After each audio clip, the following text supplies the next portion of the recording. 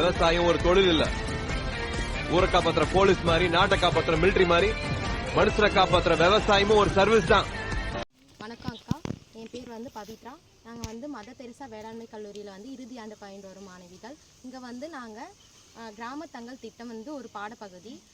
இன்றைக்கி நம்ம என்ன பார்க்க போகிறோம்னா பூச்சி விரட்டி. அதை பூச்சி விரட்டி எப்படி செய்கிறதுனா ரெண்டு பொருட்கள் தான் தேவைப்படும். அது இலை, அதுக்கடுத்து மாட்டு கோமியம். இலை எப்படி இருக்கணும்னு பார்த்தோம்னா ஆடு மாடு சாப்பிடாத இலைகளாக இருக்கணும்.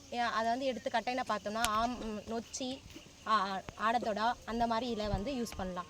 அப்படி இல்லைன்னா இலை கசப்பு தன்மை உடைய இலையாக இருக்கணும். அதுக்கு பார்த்தோம்னா இந்த வேப்பிலை, அந்த மாதிரி கற்றாழை, அந்த மாதிரி இலை யூஸ் பண்ணலாம். அதுக்கடுத்து உவர்ப்பு தன்மை உடைய இலைகளாக யூஸ் பண்ணலாம். உவர்ப்புனா காட்டாமனுக்கு இலை யூஸ் பண்ணலாம்.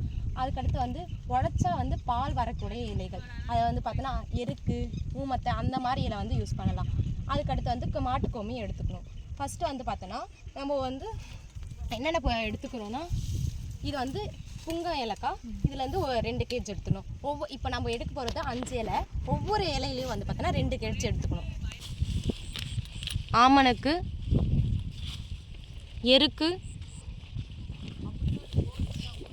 ஊமத்தை, வேப்பிலை, இந்த 5 இலையில எடுத்தோம்னா ஒவ்வொரு இலையும் 2 கேஜி எடுத்துக்கணும்க்கா.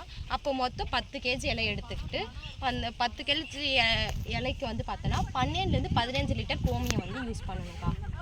இப்போ அது எப்படி செய்யலாம்னு பார்ப்போம். ஒவ்வொரு இலையிலையும் அரை கிலோ எடுத்துருக்கோம். அதை இப்போ ஒரு பிளாஸ்டிக் பக்கெட்டில் எடுத்துக்கணும்.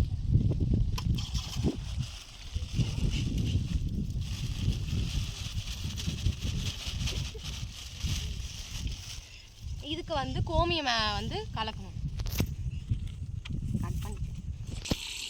நம்ம கோமியத்தை ஆட் பண்ணிட்டு கையை வச்சு கலக்கணும். இது போல் கலக்கிட்டுக்கா 7லிருந்து 15 நாள் நொதிக்க விட்டுடணும். அதாவது க்ளோஸ் பண்ணி விட்டுடணும்.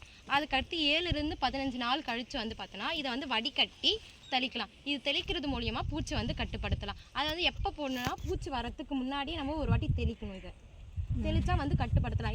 இதனுடைய வாசனைக்கே பூச்சி வராது. பூச்சி வர முடியும் இதை தெளிச்சிடணும்.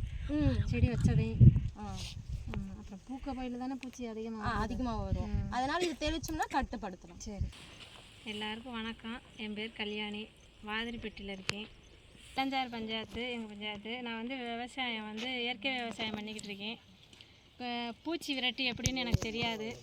அது அதிகமாக இருந்ததுனால இப்போ பெண்கள் எனக்கு சொல்லி கொடுத்தாங்க எப்படின்னு. இது வேப்பிலை, ஆமணக்கு, புங்க இலை, எற்க இலை, இந்த இலை ஊமத்த இலை, இதை 5 பொருட்களை போட்டு ஊற வச்சு கோமயத்தில் ஊற வச்சு 15 நாட்களுக்கு வச்சு வேடு கட்டி வச்சு அதை வச்சுருக்க சொன்னாங்க. அதே மாதிரி வச்சு நான் பார்த்து பூச்சி விரட்டிக்கு நான் ஐடியா பண்ணி எல்லாம் நானே பண்ணிக்கிறேன். அதெல்லாம்